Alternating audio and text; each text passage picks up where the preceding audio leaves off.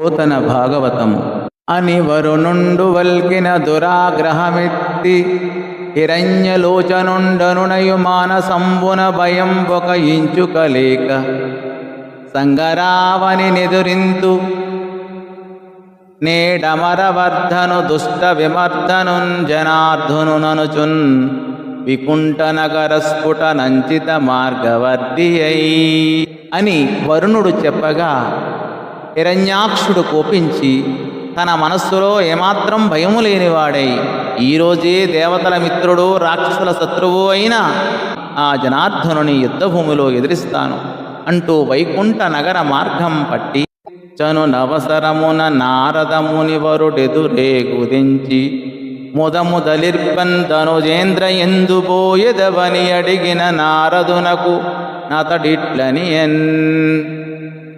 వెళ్తున్న సమయంలో ఎదురుగా వచ్చి, ఓ రాక్షసరాజా, ఎక్కడికి వెళ్తున్నావని అడిగిన నారదునితో హిరణ్యాక్షుడు ఇలా అన్నాడు.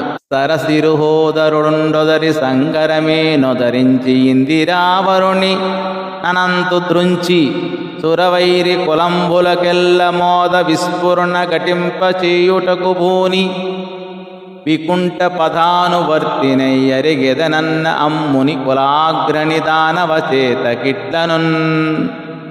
పద్మనాభుడు శ్రీపతి ఆంతుడు అయిన హరిని ఎదుర్కొని యుద్ధంలో అతన్ని అంతం చేసి మొత్తం రాక్షస జాతికి సంతోషం కలిగించాలనే పట్టుదలతో వైకుంఠం దారిపట్టాను.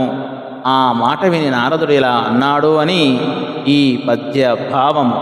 గురు భుజుడం మహాత్ముడు వికుంఠపురంబున నేడు లేడు భూభరము వహింపనాదికిటి భావము దాల్చి రసాతలంబునందిరువగా నున్నవాడచటి కేగగ నోపుదు నేనిని మందర ఎగగల్గు నీకు అసురాంతకు తోడి రణంబవస్యమున్.